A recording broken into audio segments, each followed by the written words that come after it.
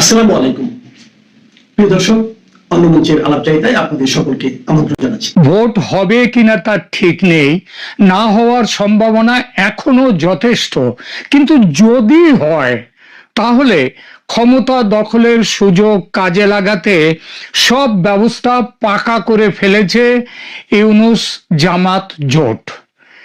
আমার এই কথা শুনে কেউ বলতেই পারেন, এটা কেমন কথা? ইউনূস তো রাষ্ট্রপ্রধান, তার অবস্থান তো নিরপেক্ষ, তিনি কবে কখন জামাতের সঙ্গে জোট করলেন? এমন কথা যদি কেউ বলেন, তাকে বাংলাদেশের ব্যাপারে কিচ্ছুটি তিনি জানেন না, এটা বলতেই হবে। এই যে ন্যাশনাল সিটিজেন্স পার্টি বা এনসিপি, এটা তো ইউনূসের নিজের পার্টি, তাই তো এর নাম কিংস পার্টি। এই দল যখন জামাতের সঙ্গে জোট করে, তখন ইউনূস জামাত জোট ছাড়া কিছু বলা যায় কি? এই জোট ক্ষমতা ধরে রাখার জন্যে, মানে এতদিন তো বিনা নির্বাচনে ক্ষমতা রেখে দিয়েছে, এখন নির্বাচনের যদি হয় তাহলে নির্বাচনে এই জোট ক্ষমতা ধরে রাখার জন্য যা শুরু করে দিয়েছে সেটা অবাক করার মতো। এটা দেখলে বোঝা যাবে কেমন ভোট হতে চলেছে বাংলাদেশে। বাংলাদেশের মেইন স্ট্রিম সংবাদ মাধ্যম বর্তমানে জামাতের কোলে বসে আছে, তাই এই সব খবর কোথাও নেই। কিন্তু কিছু বিদেশে বসে থাকা বাংলাদেশের ইউটিউবার সামাজিক মাধ্যমে এই নিয়ে যা বলছেন এটুকুই যা। কিন্তু ভারতের গোয়েন্দাদের কাছে এসব খবর বিস্তারিত পৌঁছে গেছে যে বাংলাদেশে ভোটে কি হতে চলেছে। ঠিক ভোটের 1.5 সপ্তাহ আগে নিরাপত্তা বাহিনীর একটি বিশেষ শ্রেণীকে দিয়ে বুথ দখলের, ভোট কেন্দ্র দখলের পাকা ব্যবস্থা হয়ে গেছে। এই বিশেষ নিরাপত্তা বাহিনীটি হলো র্যাব বা র্যাপিড অ্যাকশন ব্যাটালিয়ন। বলা নিষ্প্রয়োজন, তবু বলি, এটি বাংলাদেশের একটি এলিট প্যারামিলিটারি ফোর্স। সংস্থাটি বাংলাদেশের সেনা বিভাগের অধীনে নয়, গৃহ মন্ত্রণালয়ের অধীনে।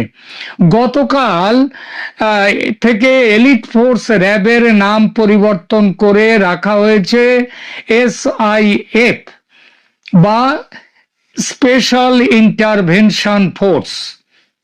স্বরাষ্ট্র উপদেষ্টা জানিয়েছেন, শুধু নামেই নয়, বাহিনীর ইউনিফর্ম, লোগো এবং কার্যপদ্ধতিতেও বড় পরিবর্তন আনা হয়েছে। অন্তর্বর্তী সরকার যখন চলে যাওয়ার মুখে, যখন নির্বাচনের মাধ্যমে নতুন নির্বাচিত সরকার গঠনের উদ্যোগ চলছে, তখন কেন এত তাড়াহুড়ো করে র্যাবের খোল নলচে বদল করা হচ্ছে? মেটিকুলাস ডিজাইনার জামাত ইউনূসের এটা এক বড় ডিজাইন। সেই ডিজাইনের আলোচনার আগে দেখা যাক, এই যে নির্বাচন অনুষ্ঠানের কথা চলছে, সেখানে দেশের নিরাপত্তা বাহিনীর সদস্যদের কিভাবে ব্যবহার করা হবে। নির্বাচন কমিশনের চূড়ান্ত পরিকল্পনা অনুযায়ী এবারের নিরাপত্তায় প্রায় 8 লক্ষ সদস্য মোতায়েন থাকছেন। বিভিন্ন বাহিনীর ভূমিকা এরকম: সেনাবাহিনীর থাকবে 1 লক্ষ সদস্য, তারা স্ট্রাইকিং ফোর্স হিসেবে কাজ করবে, সরাসরি ভোট কেন্দ্রে থাকবে না, তবে জরুরি প্রয়োজনে ডাকলে তারা দ্রুত সাড়া দেবে। পুলিশ বাহিনীর 1.5 লক্ষ সদস্যকে ব্যবহার করা হবে, তারা কোথায় থাকবে? ভোট কেন্দ্রের বাইরে তারা টহল দেবে এবং এলাকার শান্তি শৃঙ্খলা বজায় রাখার কাজে থাকবে। এরপর বিজিবি বা বর্ডার গার্ডস বাংলাদেশ, এদের 35,000 সদস্য, তারা সীমান্ত জেলাগুলোতে এবং ঢাকার গুরুত্বপূর্ণ এলাকায় টহলদারি করবে। এরপর আনসার বা ভিডিপি, আনসার এবং ভিডিপি মানে ভিলেজ ডিফেন্স পার্টি, তার প্রায় 5.5 লক্ষ সদস্য থাকবে।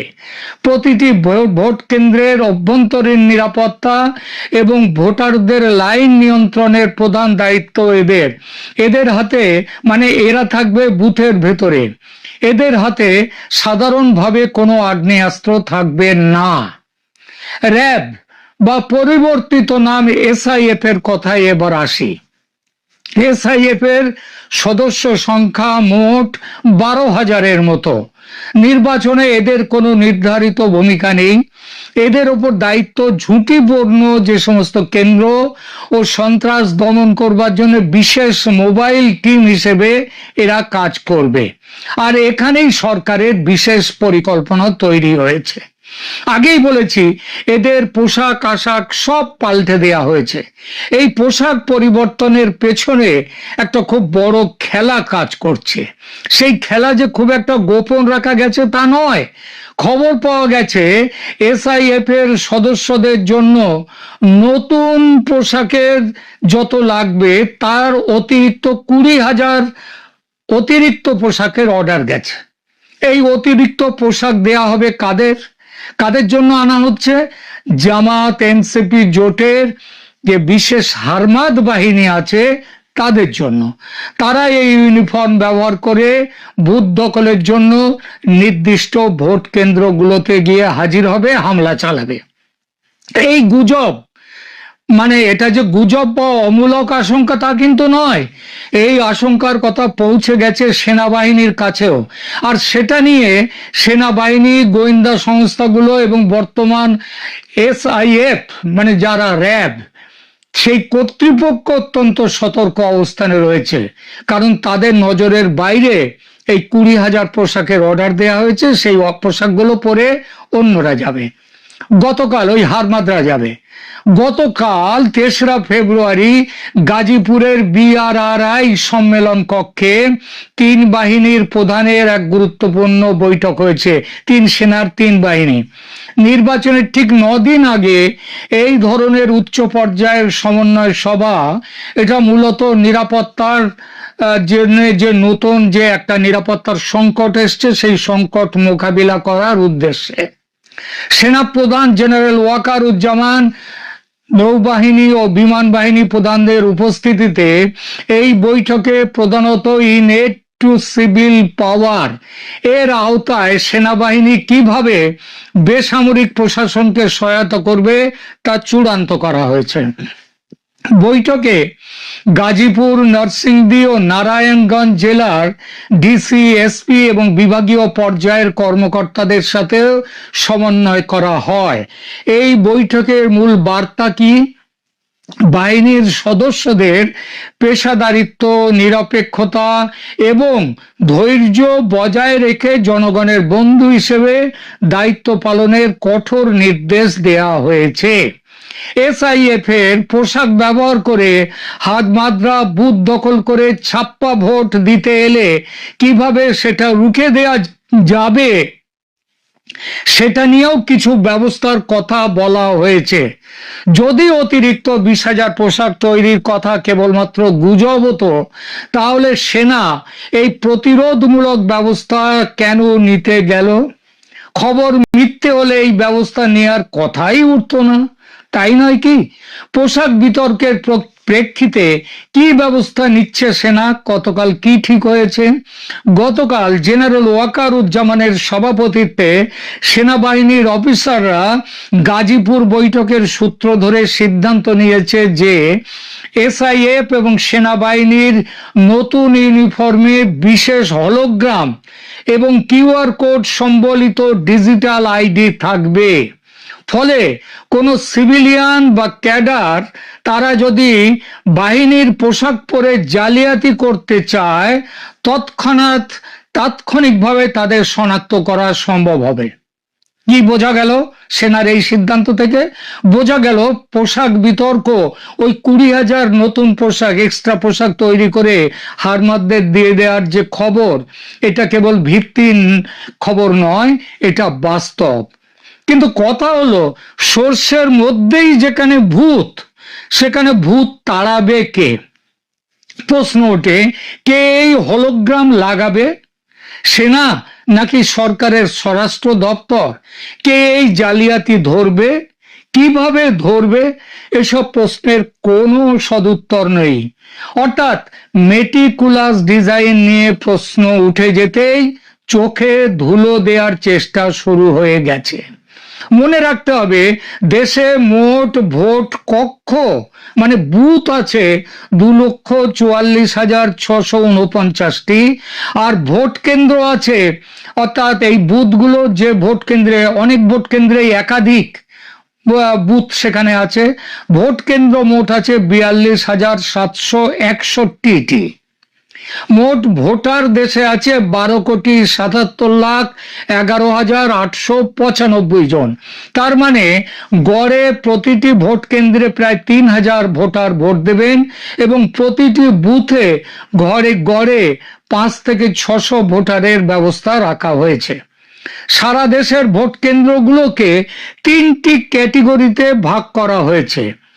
লাল মানে অতি ঝুঁকিপূর্ণ বা হাইপার সেন্সিটিভ, হলুদ মানে ঝুঁকিপূর্ণ বা সেন্সিটিভ, এবং সবুজ মানে সাধারণ।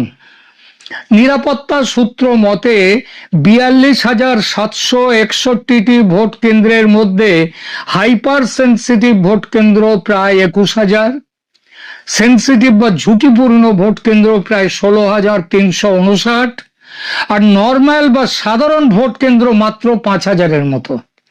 এতেই বোঝা যাচ্ছে কোন উত্তেজনাকর পরিস্থিতির মধ্যে ভোট হতে চলেছে বাংলাদেশে। জামাত জোটের কাছে এবারের ভোট হলো তাদের ক্ষমতায় দীর্ঘ সময়ের জন্য থাকার শেষ আশা। জিতলে বাঁচবে, হারলে মরবে, পালাবার পথ নেই। চারদিকে 3.5 দিকে ভারত, আর একদিকে বঙ্গোপসাগর, সুতরাং পালাবার পথ নেই। তাই তাদের মন্ত্র হচ্ছে করেঙ্গে ইয়া মরেঙ্গে। এই স্লোগানটা করেঙ্গে ইয়া মরেঙ্গে, এটা ইংরেজের বিরুদ্ধে স্লোগান দিয়েছিলেন গান্ধীজি। তবে জামাত জোটের পথ কিন্তু গান্ধীর পথে নয়, গান্ধীবাদী পথ নয়, তারা লড়কে লেঙ্গে বাংলাদেশ। বিএনপি এতদিন নেতৃত্ব সংকটে ভুগেছে। বিএনপির সাধারণ পরিচয় খিচুড়ি দল। এই দলের আদর্শ হিন্দি ফর্মুলা ছবির মতো, রাগ, দুঃখ, ফাইট, প্রেম সবকিছু ফর্মুলা মাফির এক এক চামচ করে নিয়ে আসা, সব দিক থেকে এক এক খাবলা মশলা নিয়ে তৈরি হয়। এখানে বিএনপিও তৈরিও ঠিক সেইভাবে। এখানে মুক্তিযুদ্ধের পক্ষ আছে, মুক্তিযুদ্ধের বিপক্ষ আছে, ধর্ম নিরপেক্ষতা পক্ষ আছে, আবার গোঁড়া ইসলামী পক্ষ আছে, পাকিস্তানপন্থী আছে, আবার পাকিস্তানের বিরুদ্ধপন্থী আছে, ভারতপন্থী আছে, আবার ভারত বিদ্বেষী আছে। এই দলটি মাঠের লড়াইয়ে নেমেছে অনেক পরে। তারেক রহমান দেশে ফেরার পরও বেশ কয়েকদিন নাকে সর্ষের তেল দিয়ে ঘুমিয়েছে।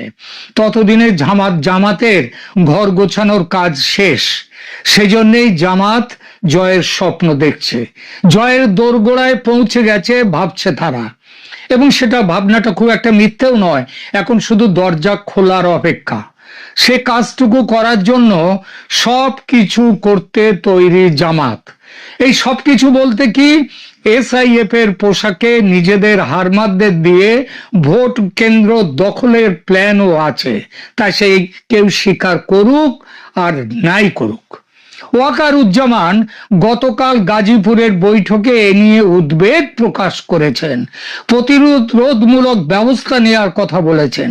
তবে গত 1.5 বছর তার নিজের যা ট্র্যাক রেকর্ড দেখেছে দেশের মানুষ, তাতে কোনটা তার মুখ আর কোনটা তার মুখোশ তা নিয়ে মানুষের বিস্তর সন্দেহ। 12ই ফেব্রুয়ারি কি ঘটবে দেশে সেটা জানেন কেবল পরম করুণাময়। ঠিক হঠাৎ করে বঙ্গভবনে দলে বলে তারা কার সঙ্গে আলাপ করতে রওনা হলেন? মানে বঙ্গভবনে যে তারা প্রতিবাদ জানাতে গেলেন, এটা কি প্রতিবাদ নাকি তারা ভয় দেখাতে গেলেন? জামায়াতে ইসলামীর আমির ডাক্তার শফিকুর রহমানের ভেরিফাইড টুইটার বা এক্স হ্যান্ডেল থেকে কর্মজীবী নারীদের নিয়ে একটা পোস্ট হয়ে যাওয়ার পর, সেই পোস্ট নিয়ে যখন এখনো বিতর্কে তুঙ্গে, তখন সেই পোস্টটি হ্যাকিং এর মাধ্যমে করবার প্রতিবাদ জানাতে জামায়াতে ইসলামী দলে বলে প্রতিনিধি দল নিয়ে বঙ্গভবনে গিয়ে হাজির হয়েছে। কারণ জামায়াতে ইসলামী বেশ একটা চাঞ্চল্যকর দাবি রোববার থেকেই করে আসছে। শনিবার ওই অ্যাকাউন্টটি হ্যাক হওয়ার পর শনিবার রাতে তারা গোয়েন্দা পুলিশ ডিবিকে গিয়ে এ বিষয়ে একটা জিডি করে, অভিযোগ দায়ের করে, এবং তারা বলে যে জামায়াতে ইসলামীর আমির ডাক্তার শফিকুর রহমান যে পোস্টটি করেছেন তার এক্স হ্যান্ডেল থেকে, সেটা তার করা নয়, বরং জামায়াতে ইসলামীর আমিরের অ্যাকাউন্টটি বঙ্গভবনের মানে রাষ্ট্রপতি চুপ্পুর ভবনের একটা ইমেইল অ্যাড্রেস থেকে হ্যাকিং এর মাধ্যমে করা হয়েছে। এরপরেও এখন পর্যন্ত সরকারের উচ্চ পর্যায়ে কিংবা গোয়েন্দা পুলিশ যাদের কাছে গিয়ে অভিযোগ জানানো হলো, তাদের কারো তরফে এটা নিশ্চিত করা হয় নাই যে সত্যি বঙ্গভবন থেকে বসে জামায়াতের আমিরের বিরুদ্ধে একটা চক্রান্ত সাজানো হয়েছে এবং বঙ্গভবনে রাষ্ট্রপতি চুপ্পুর তার মানে এমন একটা ফ্যাসিবাদী গোষ্ঠী সেখানে এখনো কাজ করছে যারা জামায়াতের আমিরের বিরুদ্ধে এমন একটা সাইবার চক্রান্ত সাজাতে পারলো। আবার জামায়াতে ইসলামী বলে আসছিল রোববার থেকেই যে এই চক্রান্তটি করেছে একটা বিশেষ দল নির্বাচনে সুবিধা করবার জন্য এবং জামায়াতের আমিরকে একটা বিতর্কের মুখে ফেলবার জন্য। তো নির্বাচনে আওয়ামী লীগ নাই, নির্বাচনে প্রেসিডেন্ট চুপ্পুর দলও নাই, তাহলে নির্বাচনে ঠিক কোন দল সুবিধা নিতে এ কাজ করলো? বিএনপি। তাহলে যদি ধরে নেই বিএনপি, তাহলে বিএনপি পন্থী কোন সরকারি কর্মকর্তা বঙ্গভবনে বসে এই কাজটা করেছেন? বিস্ময়কর হচ্ছে জামাত দলে বলে বঙ্গভবনে গিয়ে উপস্থিত হলো, কিন্তু জামায়াতে ইসলামী এখন পর্যন্ত জানায়নি যে রাষ্ট্রপতি চুপ্পুর বঙ্গভবনের কোন কর্মকর্তার ইমেল থেকে এই হ্যাকিং এর ঘটনাটি ঘটলো। এবং বাংলাদেশের পুরো সরকারি প্রশাসনে 2024-এর 5ই আগস্টের পর ব্যাপক রদবদল করা হয়েছে যাতে আওয়ামী লীগ পন্থী বা ফ্যাসিবাদের দোসর আর কোনো কর্মকর্তা কোনো গুরুত্বপূর্ণ জায়গায় কাজ না করতে পারেন। সেখানে কি করে বঙ্গভবনের ভেতরে এমন কোন কর্মকর্তা কাজ করছেন যিনি তার ইমেল ব্যবহার করে জামায়াতে ইসলামীর আমির ডাক্তার শফিকুর রহমানের এক্স হ্যান্ডেল বা টুইটার হ্যান্ডেল হ্যাক করে ফেলে এমন একটা স্ট্যাটাস দিতে পারলেন?